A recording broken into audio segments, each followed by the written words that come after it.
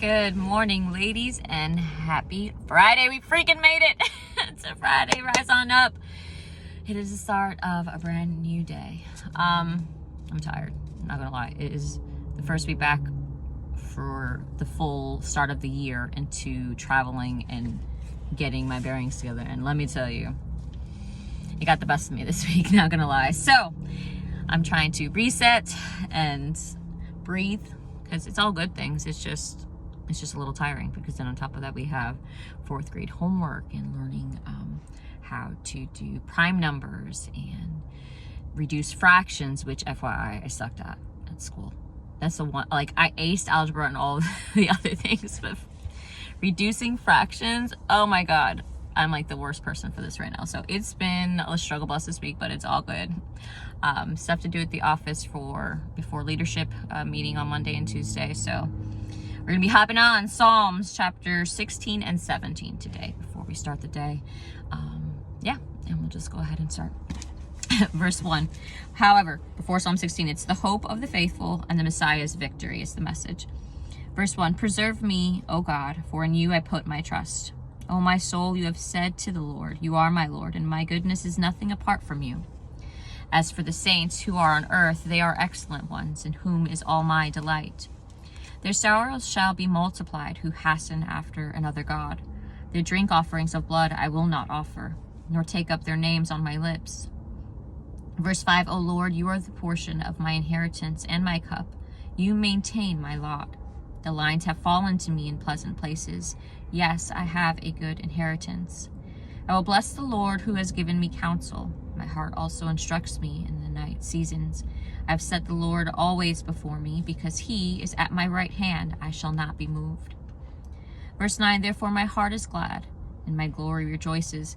My flesh also will rest in hope, for you will not leave my soul in Sheol, nor will you allow your Holy One to see corruption. You will show me the path of life. In your presence is the fullness of joy. At your right hand are pleasures forevermore. We are on Psalm 17. Now, this is a prayer with confidence in final salvation. Hear a just case, O Lord. Attend to my cry. Give ear to my prayer, which is not from deceitful lips. Let my vindication come from your presence. Let your eyes look on the things that are upright. You have tested my heart. You have visited me in the night. You have tried me and have found nothing. I have purposed that my mouth shall not transgress. Concerning the works of men, by the word of your lips, I have kept away from the paths of the destroyer. Verse 5, uphold my steps in your paths, that my footsteps may not slip. I have called upon you, for you will hear me, O God. Incline your ear to me and hear my speech. Show your marvelous loving kindness by your right hand, O you who save those who trust in you, from those who rise up against them. Keep me as the apple of your eye. Hide me under the shadow of your wings, for the wicked who oppress me, from my deadly enemies who surround me. Verse 10, they have closed up their fat hearts with their mouths. They speak proudly. They have now surrendered us in our steps. They have set their eyes crouching down to the earth. As a lion is eager to tear his prey, and like a young lion lurking in secret places. Arise, O Lord, confront him, cast him down, deliver my life from the wicked with your sword, with your hand from my men, O Lord, for the men of the world who have their portion in this life, and whose belly you fill with your hidden treasure. They are satisfied with children and leave the rest of their possession for their babes. Verse 15, as for me, I will see your face in righteousness. I shall be satisfied when I awake in your likeness. Now, just some background in terms of the study guide. It says here for chapter 16, the psalmist's faith reflected in this prayer was for preservation that cannot be shaken. God is present in all the experiences of life with help, counsel, and guidance. Lifelong fellowship with God brings joy. These verses are also foretelling of the bodily resurrection of Christ, which we'll end up referencing in Acts. Let me tell you, for joy for sure, because I wasn't always joyful, probably. It's been 5-6 years worth of refining, especially the last year and a half. So God does bring joy when you really surrender your skin and your life and your ways. And I'm not saying you have to become a nun. It's just doing things that wouldn't necessarily be glorified in his name, or that he would necessarily approve of.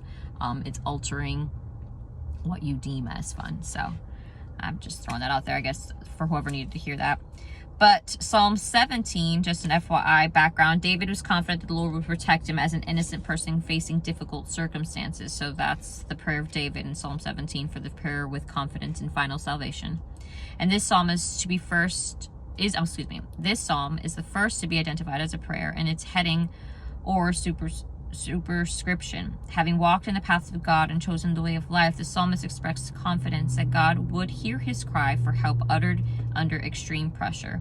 The language reflects Israel's song of deliverance at the time of Exodus, when the Lord defeated the Egyptian army. So that is all for today's Bible study, ladies.